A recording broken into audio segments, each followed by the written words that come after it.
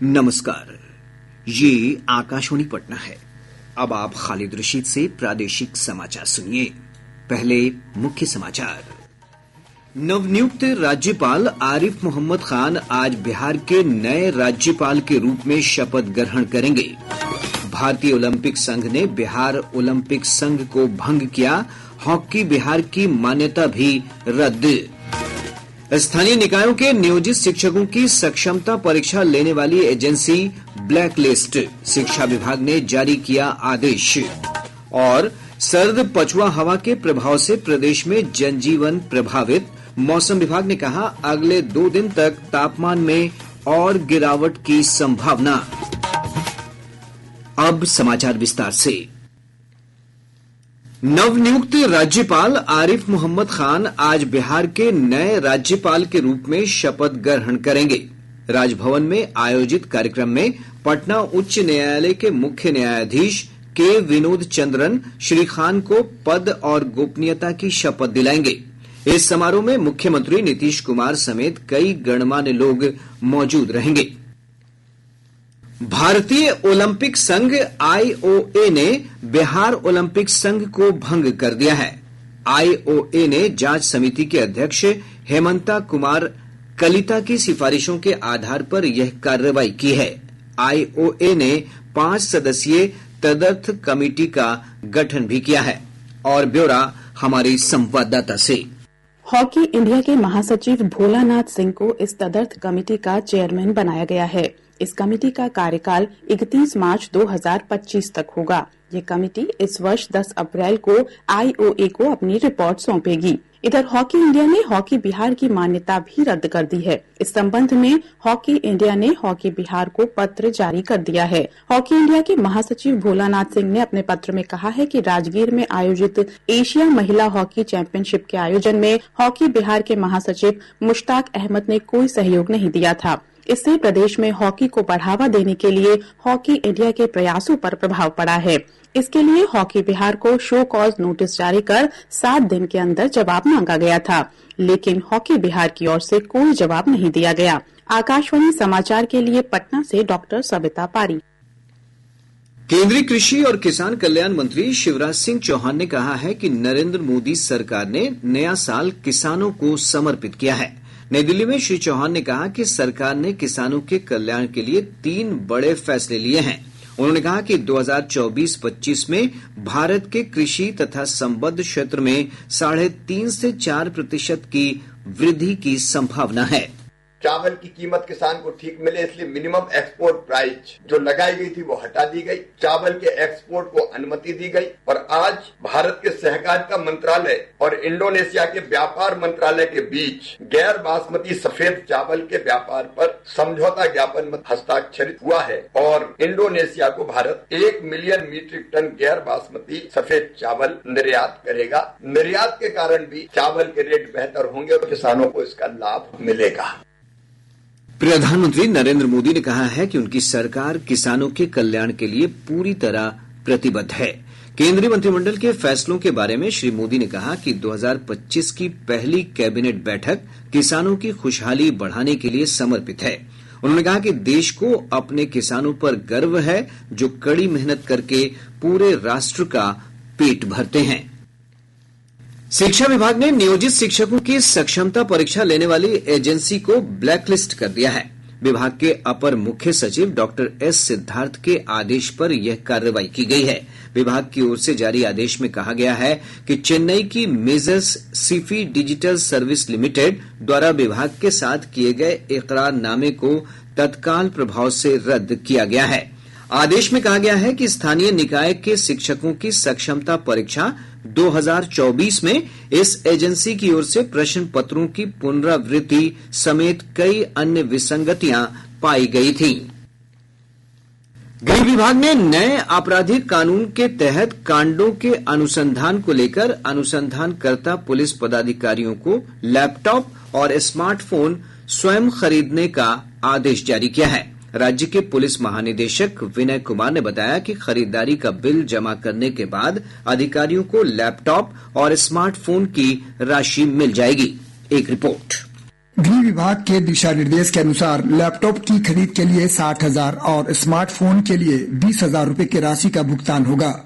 नए आपराधिक कानून में घटनास्थल का वीडियो बनाने के साथ पीड़ित और प्रत्यक्षदर्शी का ऑडियो वीडियो में बयान दर्ज कराना अनिवार्य है। इसके अलावा अनुसंधान पुलिस अधिकारियों को ई साक्ष्य ऐप पर केस से जुड़े साक्ष्य को अपलोड करना होगा। आकाशवाणी समाचार के लिए पटना से अमरनाथ प्रसाद। राज्य सरकार ने भारतीय प्रशासनिक सेवा के 6 अधिकारियों को प्रोन्नति दी है। सामान्य प्रशासन विभाग की ओर से जारी अधिसूचना के अनुसार प्रधान सचिव स्तर में 1, विशेष सचिव स्तर में 2 और सचिव स्तर में 3 अधिकारियों को प्रोन्नत किया गया है। ये सभी अधिकारी केंद्रीय प्रतिनियुक्ति पर हैं। विभाग के अनुसार केंद्रीय पेयजल और स्वच्छता विभाग के सचिव जितेंद्र श्रीवास्तव को प्रधान सचिव के वेतनमान में प्रोन्नति दी गई है। प्रोन्नति पाने वालों में आईएएस अधिकारी साकेत कुमार, रमन कुमार, एम चाम रामचंद्र टुडू भी शामिल हैं। पिछले वर्ष दिसंबर महीने में कुल वस्तु और सेवा कर जीएसटी संग्रह में पिछले वर्ष की इसी अवधि की तुलना में 7.3% की वृद्धि हुई और यह 1,73,00,000 करोड़ से अधिक हो गया है। दिसंबर 2023 में सकल जीएसटी राजस्व 1,64,000 करोड़ रुपए था। पिछले वर्ष दिसंबर में केंद्रीय जीएसटी संग्रह 32,836 करोड़ रुपए और राज्य जीएसटी संग्रह 40,499 करोड़ रुपए रहा। एकीकृत वस्तु और सेवा कर संग्रह 47,783 करोड़ रुपए और उपकर 11,471 करोड़ रुपए रहा। पिछले वर्ष नवंबर में सकल जीएसटी संग्रह में 8.5% की वृद्धि हुई थी और यह 1,82,000 करोड़ रुपए से अधिक रहा था।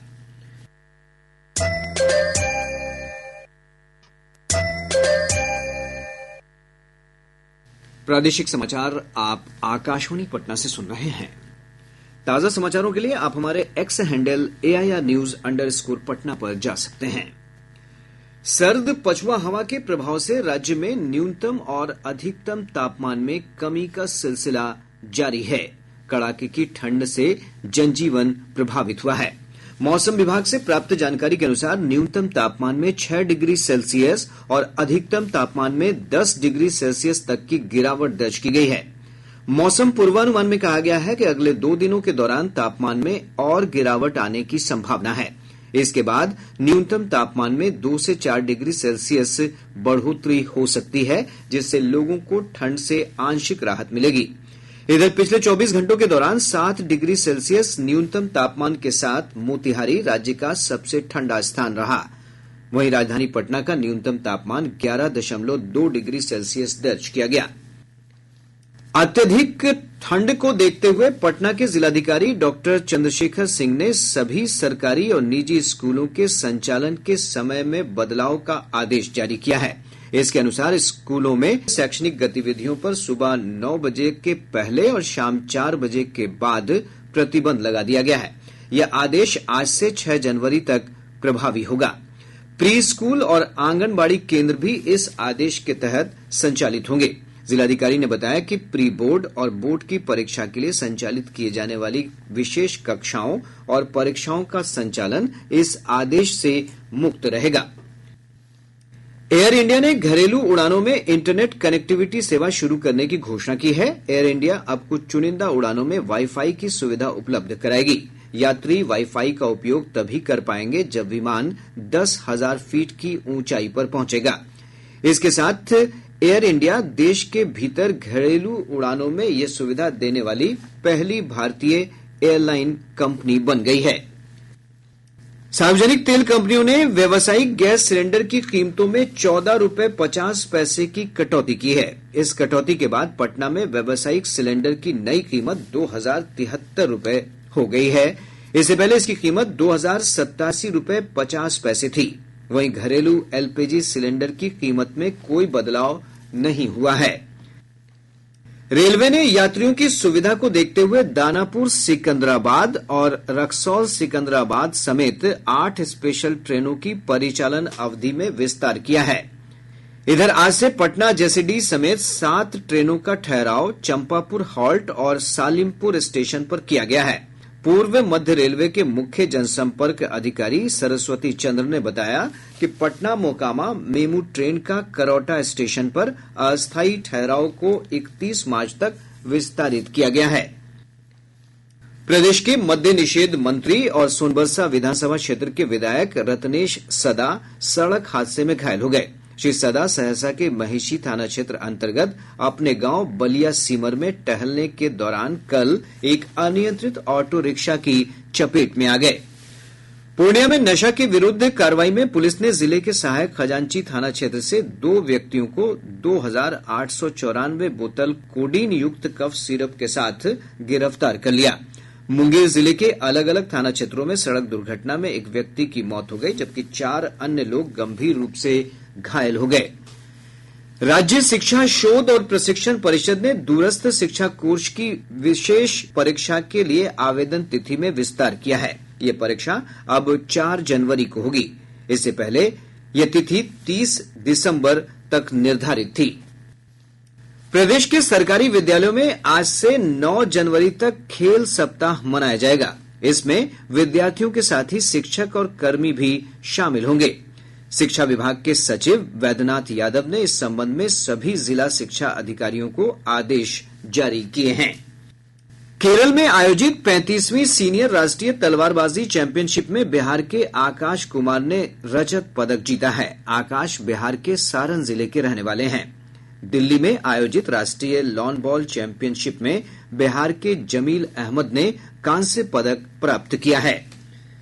अब पटना से प्रकाशित प्रमुख समाचार पत्रों की सुर्खियां। आज के सभी समाचार पत्रों ने अलग अलग खबरों को प्रमुखता से प्रकाशित किया है। हिन्दुस्तान की सुर्खी है, बिहार में पछुआ हवा के प्रभाव से 8 डिग्री पारा गिरा, ठिठुरन बढ़ी। प्रभात खबर ने लिखा है, बर्फीली हवाओं ने बिहार को दिन में भी कपाया, अभी नहीं होंगे सूरज के दर्शन। दैनिक जागरण की प्रमुख खबर है, नए वर्ष पर दर्शन के लिए देवालयों में उमड़ा श्रद्धा का समंदर।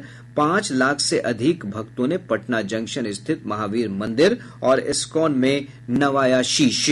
अखबार लिखता है, 1 लाख से अधिक श्रद्धालुओं ने तख्त श्री हरिमंदिर जी पटना साहिब गुरुद्वारा में मत्था टेका। दैनिक भास्कर का शीर्षक है, जमीन की बिक्री होने पर तत्काल घटेगा रकबा, आवेदन जरूरी नहीं। यूपी एमपी जैसी बिहार में ऑनलाइन जमाबंदी। और अब अंत में मुख्य समाचार एक बार फिर। नवनियुक्त राज्यपाल आरिफ मोहम्मद खान आज बिहार के नए राज्यपाल के रूप में शपथ ग्रहण करेंगे। भारतीय ओलंपिक संघ ने बिहार ओलंपिक संघ को भंग किया, हॉकी बिहार की भी मान्यता रद्द। स्थानीय निकायों के नियोजित शिक्षकों की सक्षमता परीक्षा लेने वाली एजेंसी ब्लैक लिस्ट, शिक्षा विभाग ने जारी किया आदेश। और सर्द पछुआ हवा के प्रभाव से प्रदेश में जनजीवन प्रभावित, मौसम विभाग ने कहा अगले 2 दिन तक तापमान में और गिरावट की संभावना। इसके साथ ही आकाशवाणी पटना से प्रसारित प्रादेशिक समाचार का ये अंक समाप्त हुआ। आकाशवाणी पटना से अगला समाचार बुलेटिन दोपहर बाद 3:10 पर प्रसारित किया जाएगा।